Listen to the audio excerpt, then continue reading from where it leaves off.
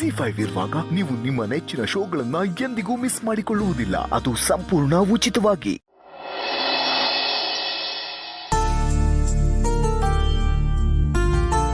ಅಕ್ಕ ಗಿರ್ಜಮ್ಮ, ಅಕ್ಕ ಬಾವ ಹೇಗಿದ್ದಾರೆ? ದೇವ್ರು ದೊಡ್ಡವನು, ದೊಡ್ಡ ಕಂಟಕ ಚಿಕ್ಕದ್ರಲ್ಲೇ ಮುಗ್ದೋಯ್ತು.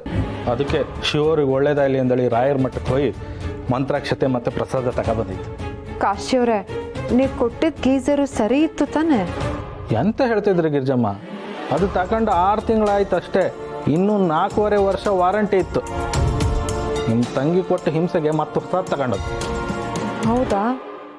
ಮತ್ ಯಾಕೆ ಹಾಗಾಗೋಯ್ತು? ಅಕ್ಕ ಅದು ಎಲೆಕ್ಟ್ರಿಷಿಯನ್ ಮಾಡ್ಬೇಕು. ಗೊತ್ತಿಲ್ದೇ ಇರೋರು ಮಾಡಕ್ ಹೋದ್ರೆ ಹೀಗೆ ಎಡವಟ್ಟಾಗೋದು. ಬಡ್ಕೊಂಡೆ ಅವ್ರನ್ನೇ ಕರ್ಸಿ ಅಂತ. ನಿಮ್ ಭಾವ ನನ್ನ ಮಾತು ಕೇಳ್ತಾರಾ?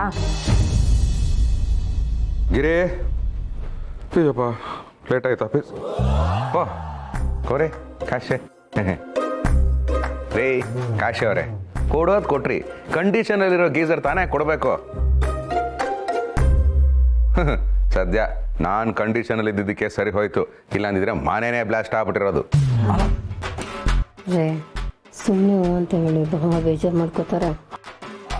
ಹೌದು, ನನಗೂ ಗೊತ್ತಾಗಲಿಲ್ಲ. ನಿಮ್ಗೆ ಎಂತ ಆಗಲಿಲ್ಲ ಅಲ್ದಾ?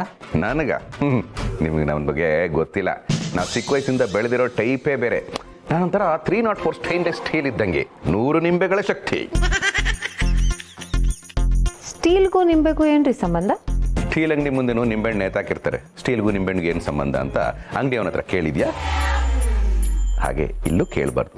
ಕೊಡ್ತಾ ಇರೋದು ಬಿಲ್ಟಪ್ ಪ್ರಶ್ನೆಗಳು ಕೇಳ್ತಾರೆ. ತಿಂಡಿ ಕೊಡು. ಶಿವರೇ, ತಿಂಡಿಗೂ ಮುಂಚೆ ಪ್ರಸಾದ ತಿನ್ನಿ. ನಿಮಗೋಸ್ಕರ ತಂದಿತ್ತು. ಕಾಶರಿ, ನನ್ನ ಬಗ್ಗೆ ನಿಮಗೆ ಎಷ್ಟು ಕಾಳಜಿ. Thank you.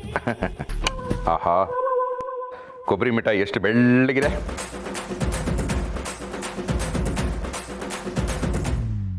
ಬಾವಾ ಇದು ವೈಟ್ ಇದೆಯಾ? ಯಾಕೆ ನಿನ್ನ ಗಣ್ಣ ಕಪ್ಪು ಕಾಣಿಸ್ತಾ ಇದೆಯಾ? ನಮ್ಮ ಬಸ್ಸಿನ ಬೇಕ್ರಿಲಿ ಇದಕ್ಕಿಂತ ಬೆಳ್ಳಗಿರುತ್ತೆ ಸ್ವೀಟು. ಆದರೆ 3-4 ಡೇಸ್ ಬ್ಯಾಕ್ದು. ಶಿವರೇ, ಮಂತ್ರಾಕ್ಷತೆ ತಗಣಿ. ಓಹ್, ಫಸ್ಟ್ ಅದು ತಗೋಬೇಕಲ್ವಾ?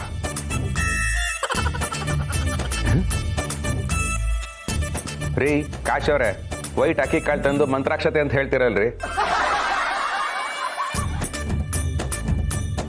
ಅಲ್ಲ, ನೀವೇನು ನಿಜವಾಗ್ಲೂ ದೇವಸ್ಥಾನಕ್ಕೆ ಹೋಗಿದ್ರಾ ಅಥವಾ ನನಗೆ ಇಂಪ್ರೆಸ್ ಮಾಡಕ್ಕೆ ಹೋಮ್ ಮೇಡ್ ಪ್ರಸಾದನ?